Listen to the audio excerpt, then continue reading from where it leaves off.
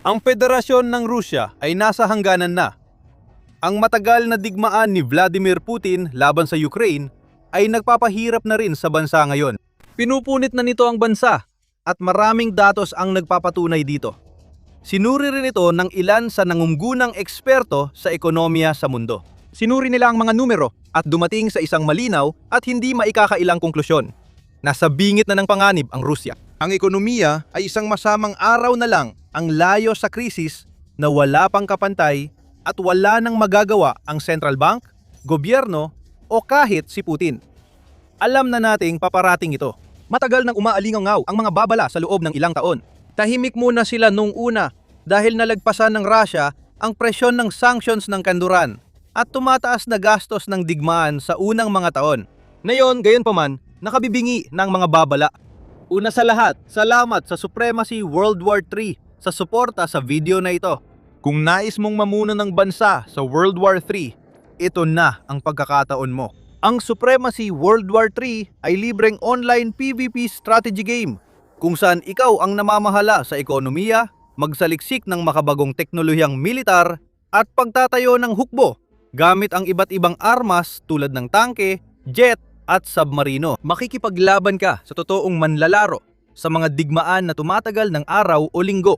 Pwede kang bumuo ng alyansa, makipagnegosasyon, o sakupin ang hanggang 99 na kalaban sa pamamagitan ng puwersa.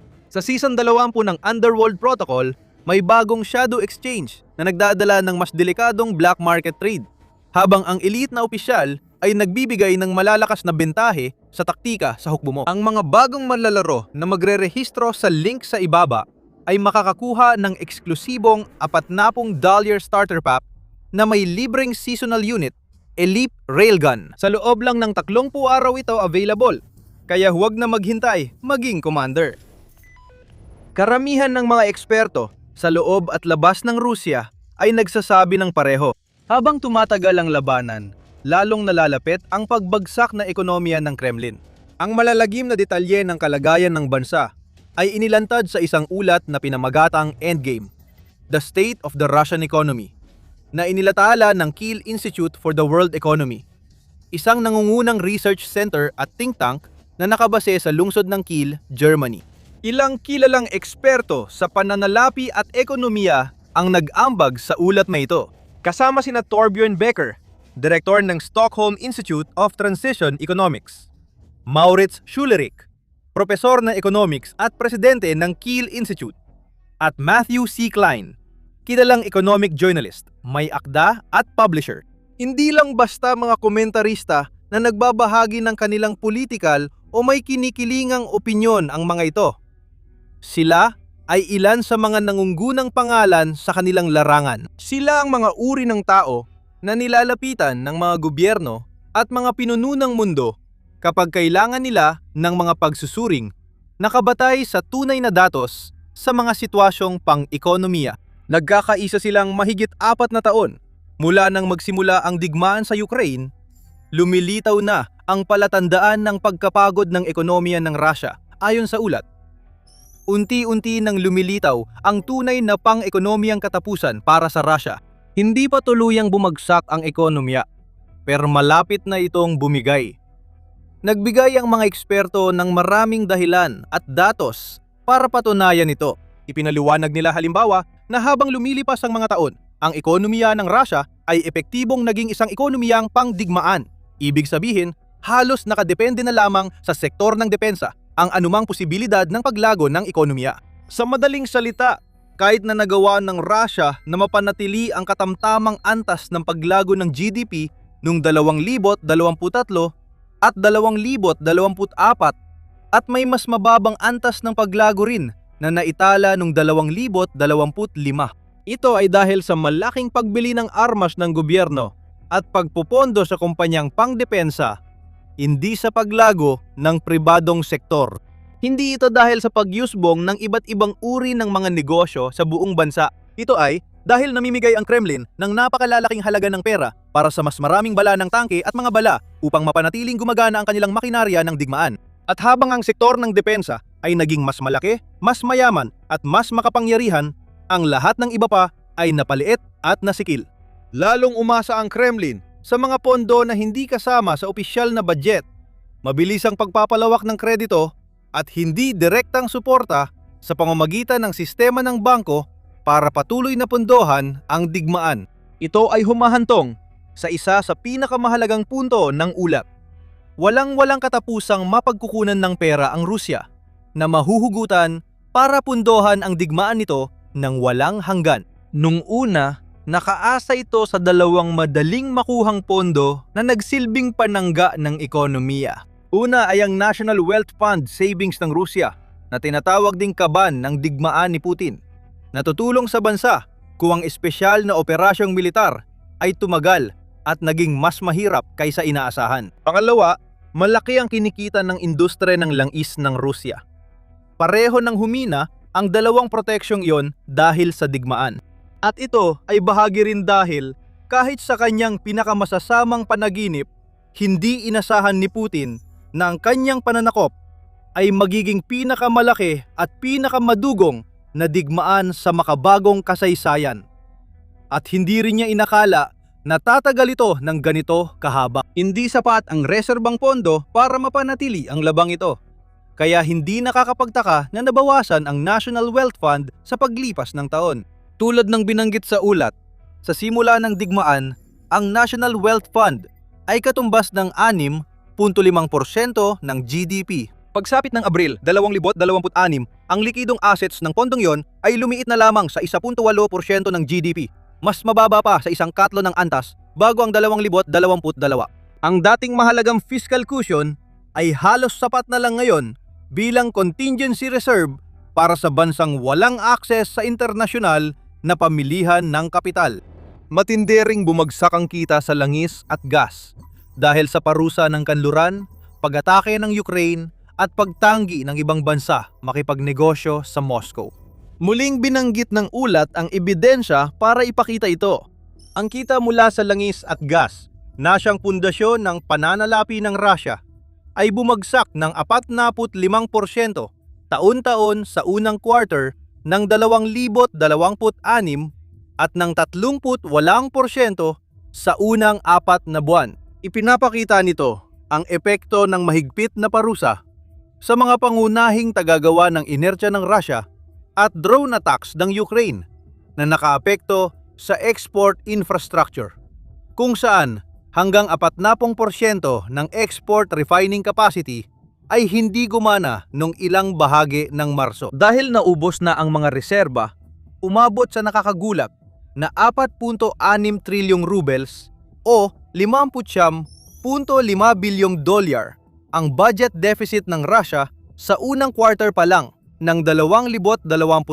Mas mataas na yon kaysa sa buong taon na target na 8 trilyong rubles o 49 bilyong dolyar.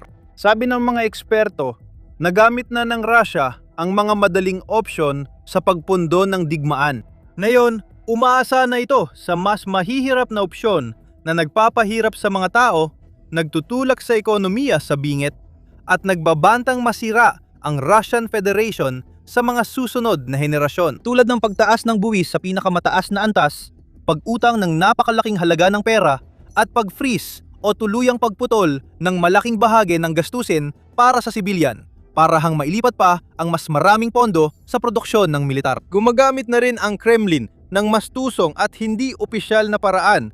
Sinasamantala ang sistema ng pagbabangko ng Russia para dituwirang tustusan ang makinarya nito sa digmaan. Bilang resulta, iniulat na tumaas ng 34 na trilyong rubles, 438 bilyong dolyar ang utang ng mga korporasyon mula simula ng digmaan, na nagdulot ng mas malalang problemang pinansyal sa mga negosyo sa Russia habang tumataas ang gastos sa pagutang.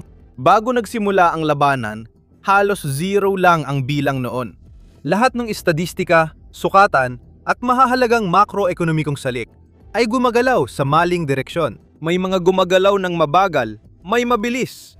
Ngunit lahat sila ay nagbubuo ng madilim na larawan para sa Rusya at sa mga tao nito. Kaya inuulit ng Kremlin ang dati nitong gawain, pagsisinungaling. Malinaw na napapansin nito ang mga negatibong epekto ng mga ginagawa nito.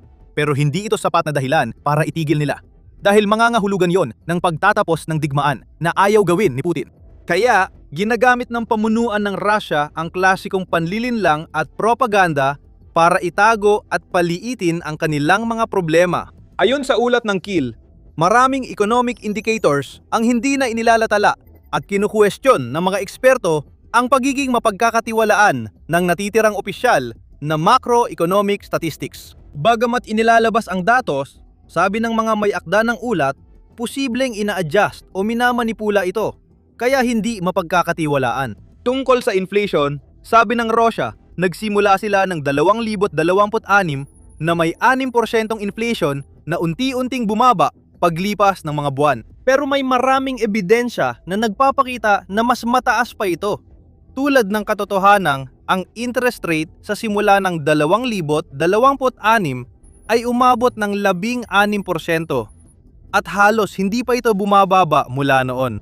Itinuturo ng mga eksperto ang malinaw na ditugma sa pagitan ng iniulat na antas ng inflation at patakaran sa pananalapi o ang central bank ay kumikilos na parang mas mataas ang inflation kaysa sa kanilang sinasabi. Bakit pinananatili ng central bank ang interest rate sa antas na nagpapahiwatig ng double-digit na real interest rate? Samantalang, halos hindi naman positibo ang real interest rate bago ang digmaan. Bagamat hindi natin tiyak ang sagot, ipinapahiwatig ng mga bagay na ito na lubang kaduda-duda ang opisyal na bilang ng inflation. Sa madaling salita, walang nagkakatugma. At hindi pa dito nagtatapos ang masamang balita para sa Rusya. Pero bago tayo magpatuloy sa natitirang bahagi ng ulat at kung ano ang ibig sabihin nito sa hinaharap, kung ganitong uri ng kaalaman ang gusto mo pang mapanood, siguraduhin nakasubscribe ka sa The Military Show. Inihimay namin ito ng ganito, linggo-linggo. Ngayon, binanggit sa ulat ni Kiel na kahit magawa pa ng Rusya na gamitin ang lahat ng paraan para makahanap ng pondo upang ipagpatuloy ang digmaan, haharap pa rin sila sa mRNA hamon na halos hindi na malulutas. Binanggit ni Matthew C. Klein halimbawa na ang pangunahing hadlang na kinakaharap ng Rusya ngayon ay hindi ang pagkakaroon ng pera, kundi ang pagkakaroon ng tao, teknolohiya at kakayahang mag-produce. Hindi kayang lumika ng Rusya ng sapat na manggagawa sa mga susunod na taon sa pamamagitan ng kredito, buwis o utang. Walang dayaan na madaling makakabawi o makakapag-ayos sa napabayaang industriya at pinsalang dulot ng ekonomiyang pangdigma sa lipunan. Gaya ng sinabi ni Klein, maaring magmobilisa ang gobyerno ng karagdagang mga mapagkukunang pinansyal dahil sa kakulangan ng manggagawa na nasa pinakamataas na antas na naitala at mga parusang humahadlang sa pag-angkat, mas malaki ang tsansang magdulot ng inflasyon ang dagdag gastos kaysa tumaas ang produksyong militar. Humahantong ito sa isa pang punto, mga parusa na may 2 anyo. Kabilang sa karaniwang parusa ng kanluran, ang pag-freeze ng ari-arian, mga restriksyon sa pagbabangko, price cap, at mga kontrol sa pag-export. May mga long-range na parusa rin ang Ukraine, tulad ng drone at missile attacks sa infrastruktura ng Russia, lalo na sa oil refinery, pipeline, imbakan ng gasolina at iba pang mahalagang bahagi ng energy empire ng Kremlin. Pareho silang epektibo pero magkaiba ng paraan. Halimbawa, matagal bago maramdaman ang epekto ng pinansyal na parusa ng kanluran. Sa paglipas ng mga taon, naging malinaw ang epekto nito. Ayon sa ulat, epektibong pinatindi ng mga ekonomikong parusa ang limitasyon sa budget ng Russia. Mas mahirap para sa bansa na makalikom ng kita na kailangan nito upang pondohan ang kanilang pagsisikap sa digmaan. Nakatulong ang mga ito na bumaba ang kita sa enerhiya, tumaas ang gastos sa pag-aangkat, humina ang pananalapi ng Kremlin at mahirapan ang produksyong militar. Dahil hindi na madaling makapag-angkat ang Moscow ng mga komponent at materyales na gusto nito mula sa iba't ibang panig ng mundo. Sa kabila nito, isiniwalat ng ulat na nakapagpasok pa rin ang Russia ng humigit kumulang $160 bilyong mula sa pag-i-export ng langis at $39 bilyong mula sa pag-i-export ng gas noong 2025. Ipinapahiwatig nitong epektibo ang mga parusa, ngunit hindi pa rin nito tuluyang napipigil ang kita ng Kremlin. Hindi lang mas dramatiko at literal na pasabog ang long-range na parusa ng Ukraine, kundi posibleng mas malaki pa ang agarang benepisyo nito. Ang sunod-sunod na pag-atake sa mahahalagang refinery sa Russia ay umiiwas sa burokrasya ng mga parusa at direktang sinisira ang mga infrastruktura na gamit ng Russia sa pag-imbak, pagproseso at pagpapadala ng langis. Malaki ang epekto ng mga pag-atake sa kapasidad ng produksyon ng bansa at direkta ring naapektuhan ang kita nila. Habang mas madalas at mas matagal ang mga pag-atake, mas malaki ang tsansang maging mapaminsala ang mga ito. At kapag pinagsama-sama natin ang lahat ng mga salik na ito, mula sa nabawasang National Wealth Fund hanggang sa tumataas na gastusin sa digmaan at bumabagsak na kita mula sa langis, malinaw na makikita ang laki ng krisis. Malinaw kung gaano kalaki ang krisis na kinahaharap ng ekonomiya ng Russia. Ilan na lang ang manipis na pag-asang pinangahawakan ng Kremlin. Ang una ay ang pabago-bagong presyo ng langis. Ayon sa ulat ng Kiel, maaring mag-iba ang pananaw sa ekonomiya ng Russia depende sa presyo ng langis. Kung tumaas ang presyo ng langis, magandang balita ito para sa Russia, inhal mas malaki ang kanilang kikitain sa bawat bariles na iniluluwas. Kung bumaba ang presyo, lalala ang problema ng bansa, gaya ng nabanggit sa ulat at ipinakita noong digmaan sa Iran. Nagbago ang sitwasyon nang naglunsad ang US at Israel ng malawakang pag-atake sa Iran na nagdulot ng pangtaas ng presyo ng langis ayon sa mga eksperto. Kahit panandalian ang pangtaas ng presyo ng langis, maaari itong magdulot ng malaking kita. Habang ang matagal na taas ng presyo ay maaring alisin ang mga hadlang sa pagpupundo ng digmaan ng Russia. Kahit mataas ang presyo ng langis, hindi nito nalulutas ang ibang problema. Ang Kremlin ay may problema sa kakulangan ng manggagawa, limitadong produksyon, at epekto ng mga pagbabawal sa pag-aangkat at pag-export. Para kahit paano matugunan ang mga problemang yon, kailangan umasa ng Moscow sa pangalawa nitong tagapagligtas, ang China. Dahil maraming bansa ang tumalikod sa Russia. Isa ang China sa iilang malalaking bansang patuloy na nakikipag-ugnayan sa Kremlin at napatunayang mahalaga ang relasyon nila sa pagpapatuloy ng digmaan. Ayon sa ulat, bumubuo ang China ngayon ng 35% ng lahat ng dayuhang kalakalan ng Russia. Nagbibigay din ito ng napakalaking mayorya ng dual-use goods at military parts na patuloy pumapasok sa Russia para sa paggawa ng drones at missiles sa mga pabrika. Pero hindi rin pabor lang sa isang panig ang kasunduan dahil may benepisyo rin ang China. Halimbawa, halos 40% na mas mura ang bayad nila sa gas ng Russia kaysa ibang kliyente. Lumawak din ang impluwensya nito sa kalakalan, pananalapi at supply chain ng industriya ng Russia.